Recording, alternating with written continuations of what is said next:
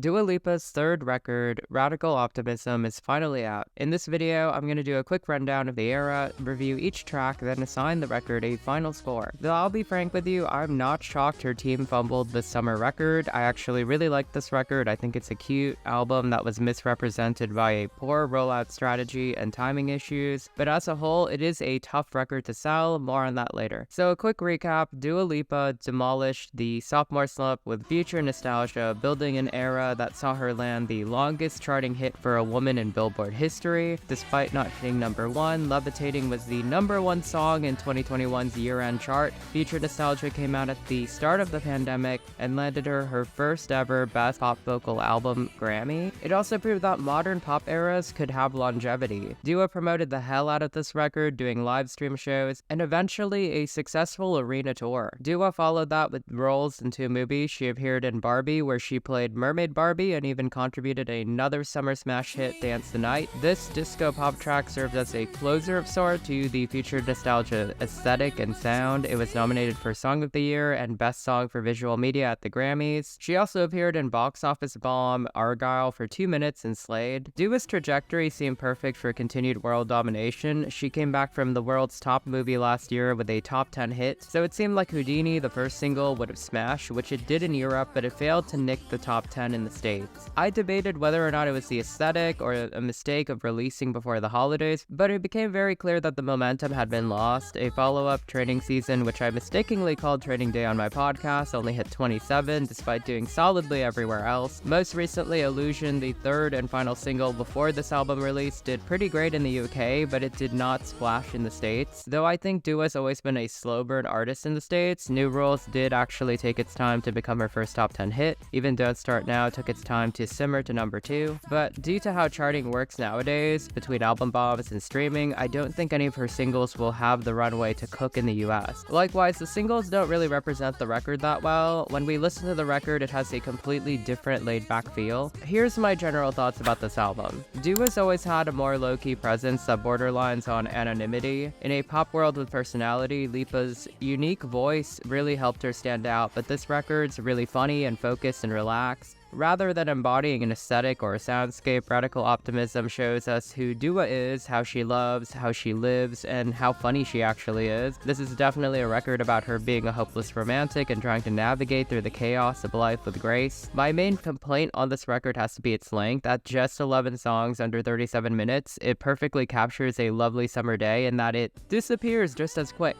Anything for Love, a personal highlight of mine, feels more like an interlude than an actual track. At the very end, the songs finally feel like they have room to breathe. Maria, one of my standouts, just runs 3 minutes, but it feels complete in a way that other tracks don't. I do think that this is a cohesive, coherent album. Danielle Harrell and Kevin Parker did a really good job of producing a trip-hop, Brit-pop kind of record with a 90s feel. Ian Kirkpatrick, who is our go-to hitmaker from the Future Nostalgia era, contributes 2 tracks that really do feel like a proper evolution of that sound. My 2 favorite tracks, however, These Walls and Maria, were co-produced by Andrew Wyatt, who had worked on Dance the Night and New Love off her debut record. I do think that this record actually has more DNA in common with DL1 than, say, Future Nostalgia, at least in my opinion. Conceptually, this is a well-executed breakup record. Each song dissects different emotions and states of coping with a breakup or a failing relationship. The Radical Optimism title feels somewhat jokey. While the love is doomed, Dua clearly isn't. There's some empowering tracks, one that lament what was. It's mature, it never quite blames either side, but it acknowledges the pain of heartbreak. I do think that it's a well-produced pop record that I think people will discover, but they won't run towards it immediately. I don't think that this is a career setback, but this is definitely a missed opportunity. And of course, now it's time for my signature track-by-track rundown. The record starts with End of an Era, which is a double entendre, marking the end of the Future Nostalgia sound while setting up a new story. This floaty, summery guitar vibes really does set the soundscape. The lyrics touch on starting a new romance that could be the end of an era or a new forever. The pre-chorus is the real hook. The way that she plays with the melody, it's very seductive and twisty, and then we get that euphoric chorus. I do think that the bridge is a masterwork. Parker and Harl's production evokes flight as she talks about the revolving door of falling in love and then leaving the club. Houdini's placement next shatters those butterfly feelings. Dua's full-on in defense mode, she comes and she goes, catch her or she goes Houdini. The song plays stronger in the context of the album. The post-chorus really is the empowering bit. It's a challenge to her lover to be the one that makes her stay, yet it has a doom tone to it. She knows that it's not going to work out. With the current album visuals, the music video looks very out of place and just odd. I think that it's a better album track than a single, especially when the next single tread the same ground and did it better. Trading Season's really grown on me. I really do believe the rumors that it was meant to be the lead single, the Middle Eastern influences, the ABBA-like cadence of the track, the storyline that pays tribute to New Rule stories about bad dates. The chorus is really dense and chatty, but it's still catchy. The way that the song dips up and down and the rhyme scheme being very loose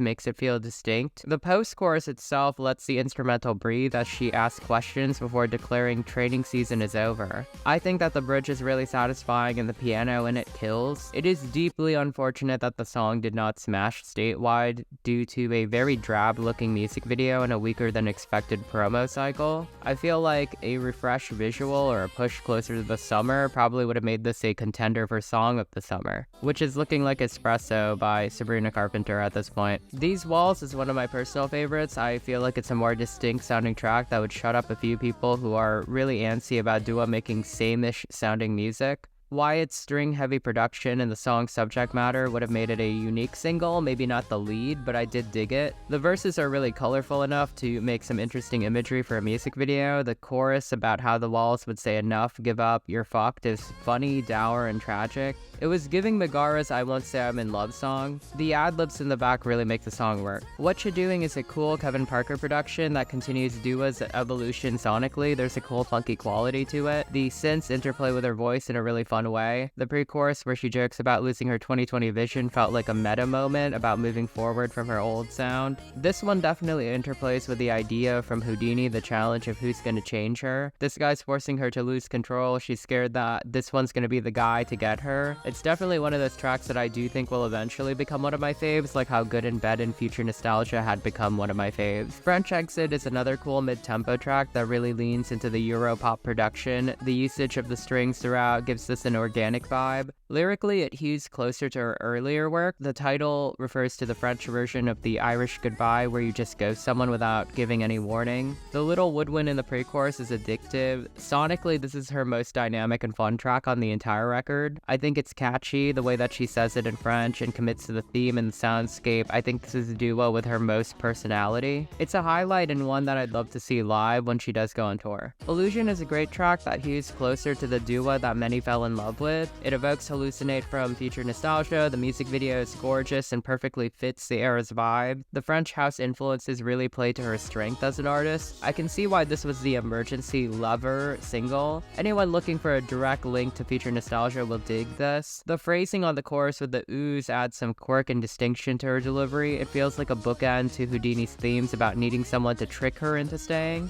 The repetition of Dance All Night in the chorus is hypnotic, but probably also a wink to her reputation as a dance queen and her previous hit. It's a solid track, but it's a little safe. Falling Forever sees her reunited with her Future Nostalgia maestro, Ian Kirkpatrick.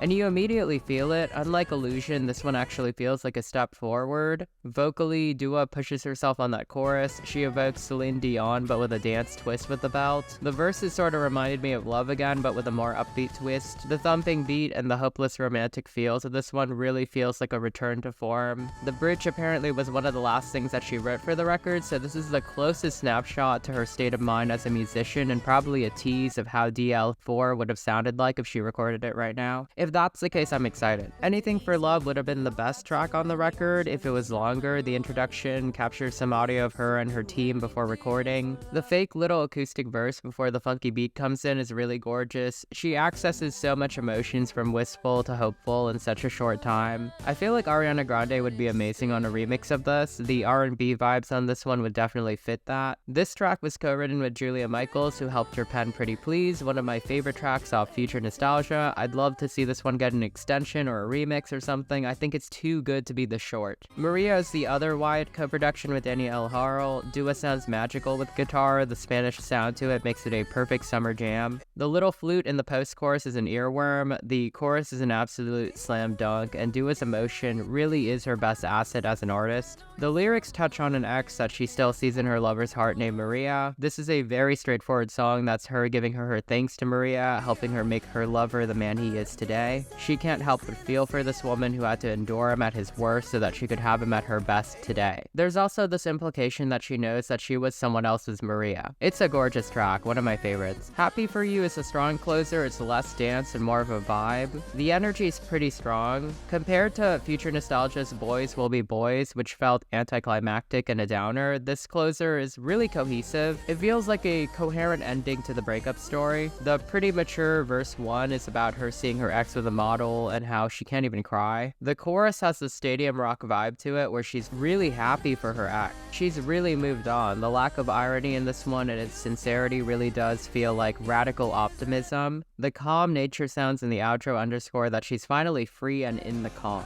Overall, this is a really solid record. I think it's cohesive. I think it's well made. Is it as good as Future Nostalgia? Not even close, and that's okay. Future Nostalgia just has higher highs and lower lows, but it felt novel and inventive. Radical Optimism is arguably more consistent in its output, but the duo who recorded Future Nostalgia was out to make a name for herself and prove naysayers that she was there to stay. This duo is more reassured and confident that she has a seat at the table, but there's no hunger to this album. And for that, I have to kind of give it a solid 8 out of 10. I still do think that her team fumbled a bit, but who knows? And that's a wrap. Thank you so much for tuning into my quick review for Radical Optimism. It's crazy to think that when I did my Future Nostalgia review, I think I only had like 1,000 subscribers at the time. Now there's 20,000 of you guys. If I sound off, I was sick while recording this, but I will power through whatever illness I have to get this review done for you guys. A quick shout out to my members. Thank you so much for supporting my channel. A quick shout out to my subscribers. Thank you so much. Feel free to comment below your thoughts on the album, the era, whether or not you think this has any gas left in it, what were your favorite tracks, and who do you want me to cover next? I know I have to cover Sabrina and Chapel eventually, and I will, but feel free to name anyone else, and I hope to see you next video.